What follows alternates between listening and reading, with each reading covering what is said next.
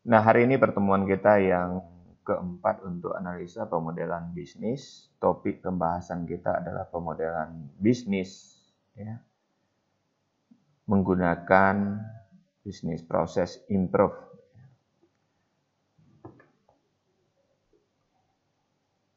Nah, ini bagian dari slide kita sebelumnya, planning bisnis. Perlunya kita merencanakan bisnis, baik untuk pengembangan bisnis ataupun memulai bisnis.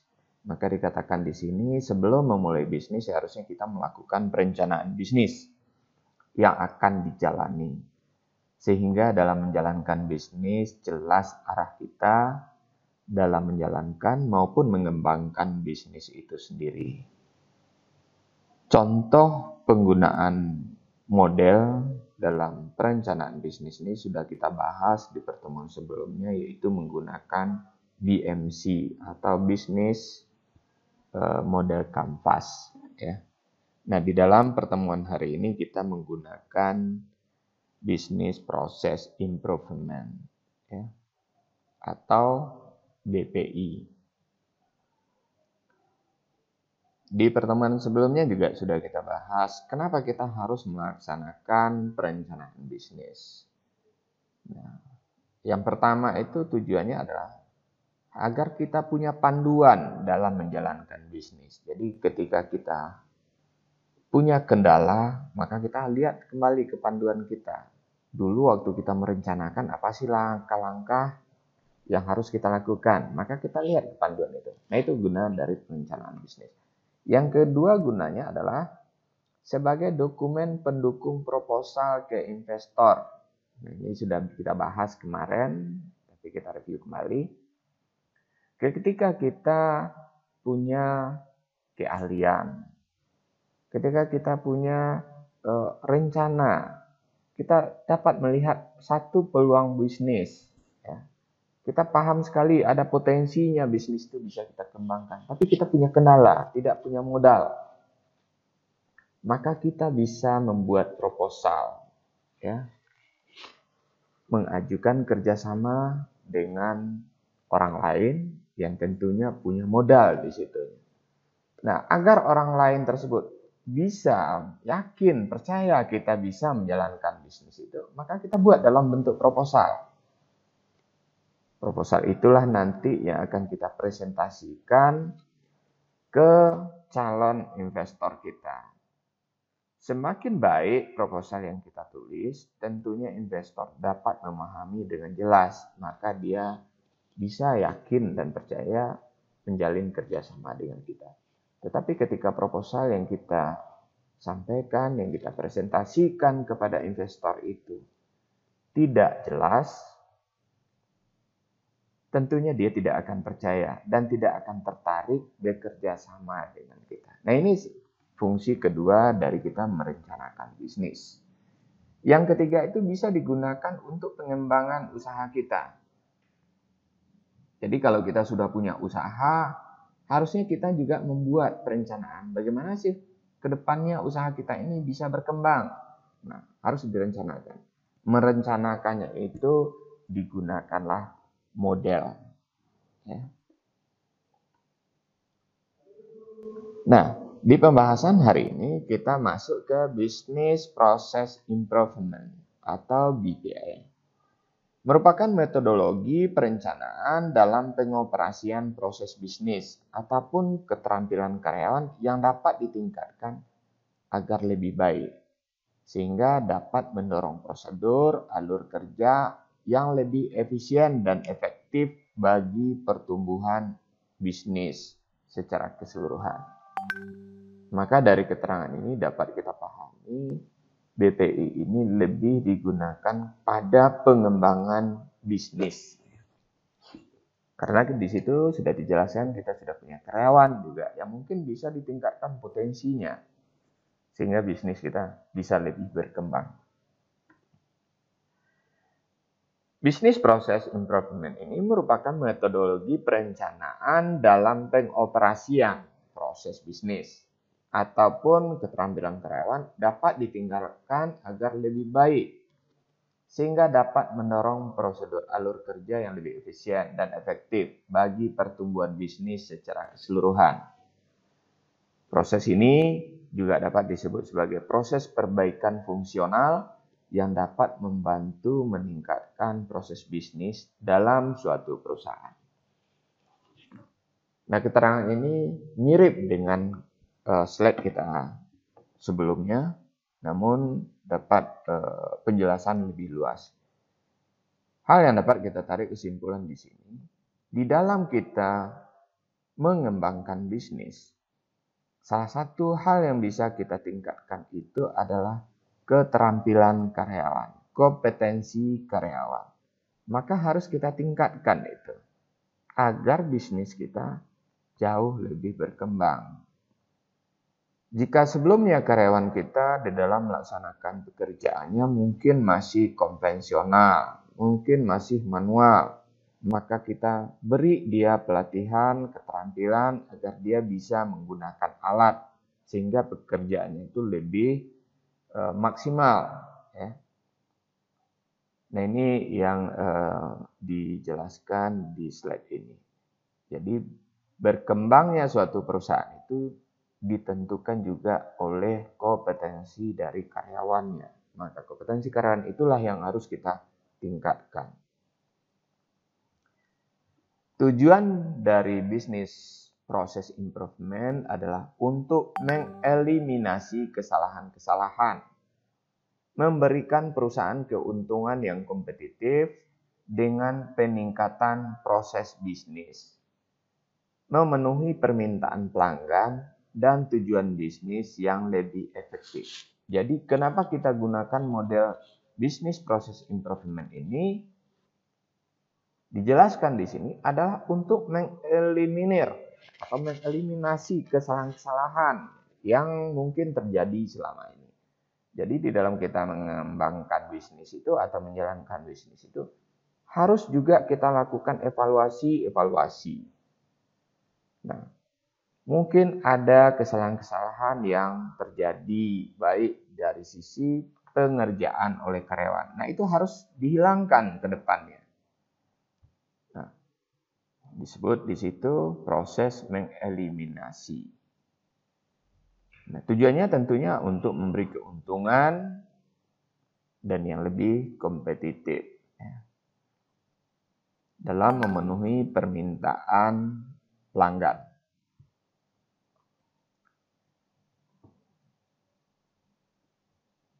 Nah, ada berpendapat para ahli, salah satunya James Harrington ya, tahun 91, menjelaskan bahwasanya bisnis proses improvement itu merupakan metodologi ya, sistematis yang dikembangkan untuk membantu organisasi membuat kemajuan signifikan dalam cara proses bisnis mereka beroperasi. BPI dapat membantu organisasi dalam menyederhanakan dan merampingkan operasi proses tersebut, sambil memastikan bahwa pelanggan internal dan eksternal menerima output yang baik. Jadi di sini dapat kita ambil satu kesimpulan bahwasanya di dalam pengembangan bisnis itu kita harus juga melihat bagaimana sih proses bisnis itu dijalankan. Bagaimana alur produksinya dijalankan. Bagaimana alur administrasinya dijalankan. Nah, itu harus dilihat kembali, ditinjau kembali. Apakah itu terlalu ribet barangkali untuk konsumen kita ya? Mungkin harus kita sederhanakan. Apakah di dalam proses produksinya terlalu panjang alurnya? Kalau biasa bisa kita sederhanakan dengan menggunakan teknologi. Ya harus kita sederhanakan. Nah, ini yang dimaksudkan oleh James Harrington.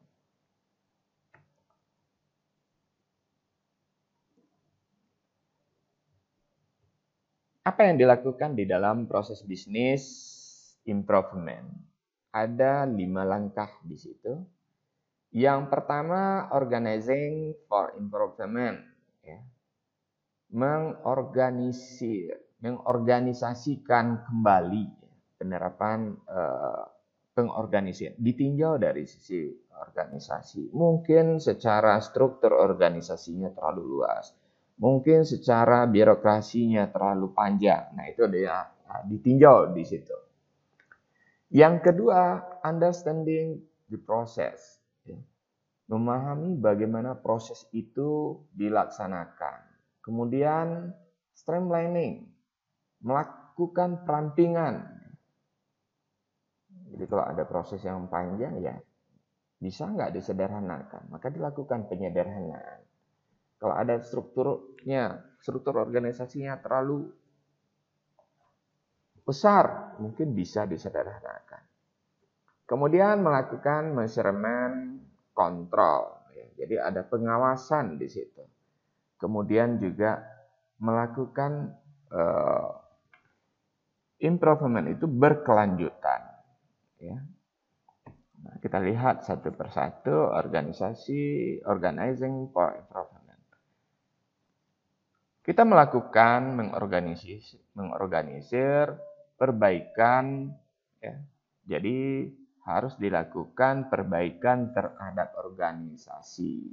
Nah, perbaikan terhadap organisasi itu mungkin memberikan penilaian kinerja terhadap karyawan kita. Ya. Nah, tujuannya ini adalah untuk perbaikan. Ya. Nah, mengelola bisnis internal maupun eksternal untuk menjadi lebih baik dalam suatu organisasi.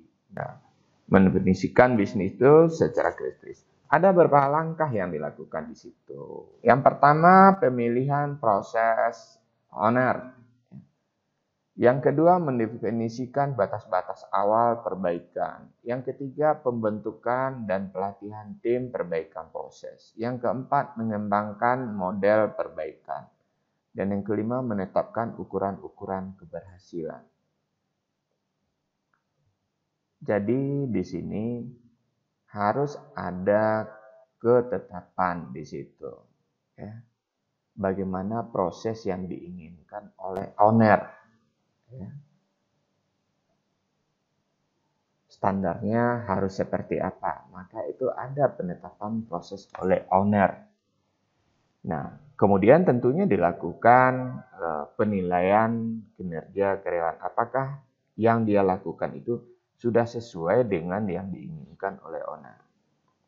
Nah, yang kedua di situ mendefinisikan batas-batas perbaikan. Perbaikan apa aja yang harus dilakukan di dalam bisnis kita. Ya. Kemudian memberikan pelatihan. Nah, ini tujuannya untuk perbaikan kinerja. Jadi, di dalam organizing for improvement itu, begitu kita sudah melakukan penilaian kinerja, nanti akan ada itu hasilnya. Ada yang kinerjanya baik, ada yang tidak baik. Nah, bagaimana yang tidak baik ini? Tentunya harus kita beri dia pelatihan. Jadi, jangan langsung dikeluarkan. Beri dulu pelatihan terhadap dia. Nah, kemudian dinilai kembali apakah dia sudah merubah kinerjanya atau belum. Kalau sudah berubah, nah tentunya ini akan memberikan perbaikan terhadap bisnis kita. Tetapi kalau belum, nah dalam hal inilah nanti kita harus melakukan tindakan. Apakah itu diberikan punishment, sanksi, atau memang harus diberhentikan, diganti dengan karyawan yang lebih baik lagi. Nah, ini masuk di dalam kategori organizing for improvement. Kemudian mengembangkan model perbaikan. Jadi apa aja yang harus dibaiki itu, jadi harus ada perencanaan-perencanaan di situ. Kemudian menetapkan ukuran-ukuran keberhasilan, ya, standarnya yang seperti apa, seperti itu.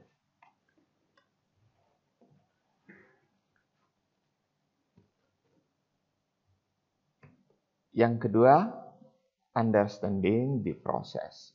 Pemahaman proses. Nah, dilakukan untuk mencapai pemahaman seluruh dimensi yang ada di dalam proses bisnis, ya, yang berlangsung dalam organisasi. Sehingga proses yang berjalan jelas dan dimengerti oleh masing-masing dimensi. Fungsional dari bagan arus, proses maupun prosedur yang ada di dalamnya. Nah, maksudnya di sini adalah seluruh bagian yang ada di dalam bisnis kita itu. Nah, bagian itu tentunya ada karyawan-karyawan di situ. Dia harus paham bagaimana prosesnya. Proses bisnis itu dijalankan. Kalau ada produksi, bagaimana proses produksi di dalam bisnis kita itu dijalankan. Maka semuanya harus tahu. Nah, ada 5 juga hal yang harus diperhatikan di dalam bagan proses bisnis itu. Yang pertama harus dibuat bagan alirnya. Ya. Jadi di dalam proses bisnis kita itu harus ada bagan alirnya. Siapa mengerjakan apa, jelas di situ. Dia mengerjakan setelah siapa, jelas di situ. Nah, itu bagan alir. Apalagi kalau itu terkait dengan proses produksi. Nah, sebagai contoh, umpamanya kalau kita bisnisnya kafe. Nah, di dalam kafe itu kan ada yang menyediakan minuman, ada yang menyediakan makanan. Nah, siapa orang-orangnya yang kita percayakan di situ? Apa yang harus dia lakukan? Nah, itu harus ada bagan alirnya di situ. Hubungan-hubungan dengan sebuah proses yang berjalan. Ya. Juga ke siapa kita di dalam proses itu, dari bagian A ke bagian B ke bagian C itu harus jelas. Ya. Langkah per langkah, step by stepnya. Kemudian melakukan analisa waktu proses. Di setiap bagian itu berapa waktu yang dibutuhkan. Nah, mungkin pernah kalian masuk ke suatu kafe atau restoran. Kalian pesan makanan. Lama sekali baru dia datang. Nah, itu perlu dievaluasi. Ya. Di mana letak lamanya? Nah, kalau kita yang punya bisnis itu dievaluasi. Kenapa kok lama proses penyajiannya? Maka harus dianalisa waktunya di situ. Kemudian pelaksanaan perbaikan yang cepat. Jadi kalau ditemukan di titik mana terjadi lama waktunya, lakukan perbaikan di situ. Kemudian harus ada pengaturan proses dan prosedur. Nah, itu untuk step yang kedua, understanding the process. Yang ketiga, streamlining, yaitu penyederhanaan proses. Adalah proses yang dilakukan untuk menyederhanakan proses dengan mengurangi waktu proses. Menstandarisasi maupun memperbaharui proses yang semuanya bertujuan untuk memperbaiki efisiensi, efektivitas, dan adaptabilitas dari proses bisnis yang berjalan. Nah, ada 6 langkah di situ bisa dilakukan. Yang pertama, menyederhanakan proses, memilih proses yang dikehendaki, mengurangi birokrasi, mengupgrade peralatan, melakukan standarisasi proses, dan mengurangi waktu proses. Ya. Jadi di dalam streamlining itu ada 6 hal yang harus dicapai nanti. Nah, nanti bisa kita diskusikan apa aja itu. Kemudian yang keempat, measurement and control. Melakukan pengukuran ya, dan pengontrolan terhadap proses bisnis. Itu dilakukan untuk mengontrol jalannya proses bisnis dengan melakukan pemeriksaan dan pengukuran terhadap prediksi target yang ingin dicapai oleh organisasi. Nah, pengukuran itu melibatkan ya, ada 3 tahap di situ, mengembangkan pengukuran proses dan target yang ingin dicapai. Kemudian menyediakan sistem umpan balik. Kemudian melakukan pemeriksaan proses secara berkala. Jadi kita juga harus mengukur dan mengontrol apa yang dilakukan dalam proses bisnis kita itu. Apakah dia sudah sesuai dengan target atau belum. Kemudian kita harus ada feedback di situ. Ya, apa yang dilakukan itu umpan baliknya harus ada. Kemudian melakukan pemeriksaan. Jadi ada pengontrolan, pengawasan secara berkala.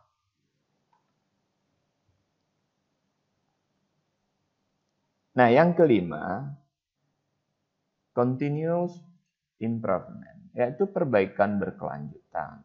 Dilakukan dengan tahapan ya, untuk mencapai mengimplementasikan proses ya, perbaikan selanjutnya. Jadi perbaikan itu harus berkelanjutan. Nah, apa aja yang dilakukan bisa aja dirubah, bisa aja dihapus, bisa aja ditambah terhadap proses bisnis itu. Nah, ada 5 tahap juga di situ, mengevaluasi dampak perubahan terhadap bisnis dan pelanggan. Itu kita evaluasi. Kalau ada perubahan, bagaimana sih tanggapan dari pelanggan kita? Nah, itu kita evaluasi. Kemudian mengkualifikasikan proses. Mengkualifikasikan itu artinya kita melihat kategorinya seperti apa nih proses kita ini yang kita lakukan. Apakah sudah sesuai atau tidak sesuai. Mencari dan menghilangkan masalah proses. Jadi kalau ada masalah di dalam proses bisnis kita cari gitu. Gimana sih titik masalahnya? Dan tentunya harus kita hilangkan itu. Nah, keempat, studi banding proses. Kita juga tidak ada salahnya melihat ke tempat lain. Bagaimana sih proses bisnis yang mereka jalankan? Itu ada studi banding. Mungkin mereka jauh lebih canggih dari kita, walaupun bisnisnya sama gitu. Tapi cara proses mereka lakukan lebih baik dari kita. Ya, tidak ada salahnya kita adopsi nanti di tempat kita. Kemudian kelima, melihat kembali kualifikasi secara berkala. Jadi setiap perbaikan yang kita lakukan terus-menerus itu harus dilihat kembali. Apakah itu masih sesuai dengan zamannya? Masih sesuai dengan teknologinya? Nah, itu harus kita tinjau kembali. Kalau sudah tertinggal secara teknologi, tentu teknologinya harus kita ganti. Kalau sudah tidak sesuai lagi dengan eranya, tentu itu harus kita juga ganti seperti itu. Nah, itu continuous improvement. Nah, dari 5 tadi, ya, dari 5 tahap dari bisnis proses improvement tadi, nah bisa kita sederhanakan. Yang pertama, organizing for improvement, yaitu membangun komitmen, pemahaman, dan kepemimpinan agar proses bisa berhasil. Jadi di tahap organizing ini, harus punya komitmen yang sama, pemahaman yang sama antara pimpinan dengan karyawannya nanti. Kemudian yang kedua, understanding the process. Pada fase ini yaitu punya pemahaman yang sama di setiap bagian dalam proses bisnis.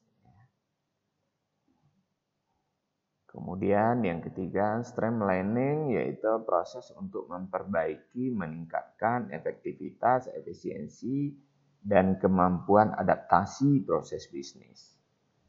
Dan yang keempat, measurement and control adalah proses untuk menerapkan dan menetapkan sistem yang bertujuan untuk mengontrol proses perbaikan berkelanjutan.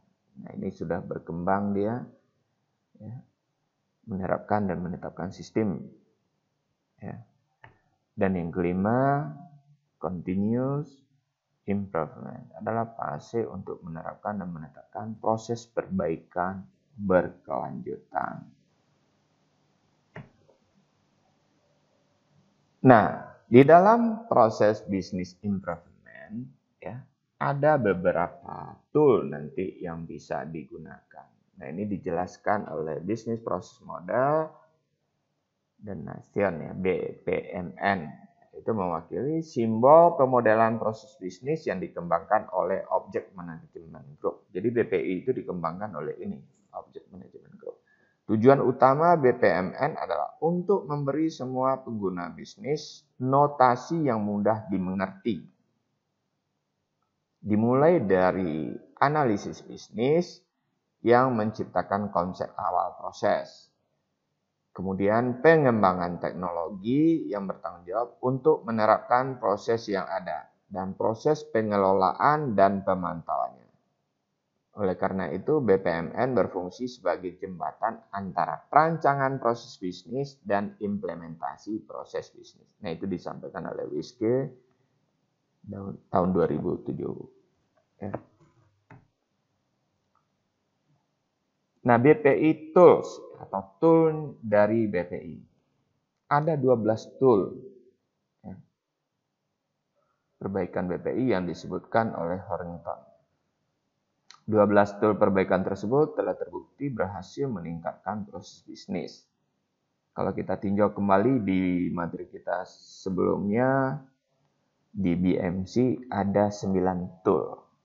Nah, di sini dia menggunakan 12 tool.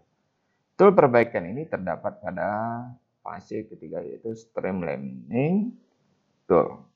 Nah, kita bisa lihat. Nah, ini kok masih ada BMC ini. Oke, 12 tool BPA. Yang pertama, eliminasi birokrasi.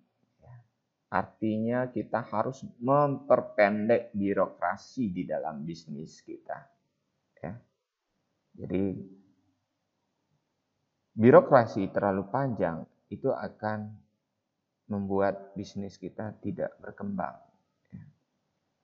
Yang kedua, eliminasi duplikasi. Menghilangkan pekerjaan-pekerjaan yang berulang, yang duplikat. Nah, itu harus kita tinjau. Kalau ada pekerjaan itu berulang-ulang, ya kita buang salah satunya. Kemudian evaluasi nilai tambah. Nah, kita harus melakukan apa sih nilai tambah kita? Value added assessment. Tujuannya agar bisnis kita itu punya nilai tambah dibanding atau punya pembeda dibanding kompetitornya. Nah, kita evaluasi apa sih kelebihan dari bisnis kita dibanding kompetitor kita. Nah, itu evaluasi nilai tambah. Kemudian penyederhanaan, sampel, ya, simplifikasi. Ya, harus sederhana, jangan ribet di dalam bisnisnya itu. Baik di dalam pelayanan terhadap konsumen maupun di dalam proses produksinya dan seterusnya. Nah, kelima, mengurangi waktu siklus proses. Ini dia.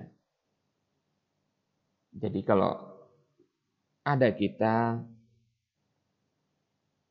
masuk memesan makan di suatu restoran, tapi lama sekali datang ya, pesanan kita. Nah, ternyata itu di dalam BPA itu harus ditinjau kembali. Harus dikurangi waktu prosesnya itu. Tetapi kalau kita lihat nanti di dalam implementasi, ternyata ada tujuan lain dari pelaku bisnis. Kenapa kok pesanannya lama datang? Nah, sehingga yang memesan makan dulu cemilan yang ada di situ dan itu bayar. Keenam, pencegahan kesalahan. Itu harus dilakukan, jadi harus ditinjau kesalahan-kesalahan apa sih yang terjadi di dalam proses bisnis kita. Kalau ada, maka kedepannya itu tidak dibolehkan lagi. Ya, pencegahan kesalahan atau error profile.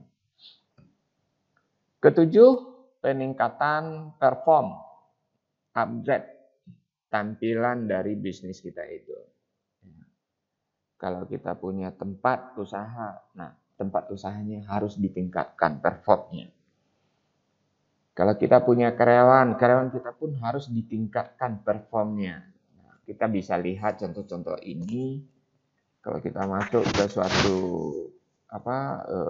toko, di pintu aja kita sudah disambut ya, dengan salam, dengan senyum, bahkan pintunya dibukakan. Nah, itu termasuk peningkatan perform. Di samping pembenahan tempat usaha itu sendiri. Kemudian penyederhanaan bahasa. Ya. Kadang orang dengan istilah-istilah bahasa itu malah bingung dia masuk ke dalam suatu toko barangkali atau salah satu tempat makan barangkali. Ya. Jenis makanannya bingung dia melihatnya. Nah, kita harus sederhanakan itu. Kemudian ada standarisasi. Harus ada standarisasi yang kita ikuti. Nah, standarisasi ini termasuk secara nasional itu diatur oleh, kalau untuk bisnis makanan ada BPOM, ada standar halal, apalagi ada standar, ya banyak standar yang harus bisa kita ikuti. Kemudian yang ke-10, peningkatan kualitas input, ya, supplier partnership. Kalau kita memesan bahan bakunya dari supplier, nah itu pilihlah bahan-bahan baku yang baik seperti itu. Nah itu peningkatan kualitas input. Perbaikan skala besar, big picture improvement. Jadi ada kalanya kalau memang sudah banyak sekali ditemukan kekurangan-kekurangan, ya harus dilakukan perbaikan skala besar. Kemudian yang ke-12, otomisasi mekanisme. Nah ini bisa menggunakan sistem, ya, perangkat komputer dan sebagainya. Gunanya untuk meningkatkan pelayanan. Jadi ada otomatisasi di situ, ya, memudahkan pelanggan kita di dalam pelayanan kita. Oke, nah itu dia slide kita hari ini. Selanjutnya kita akan masuk ke dalam diskusi.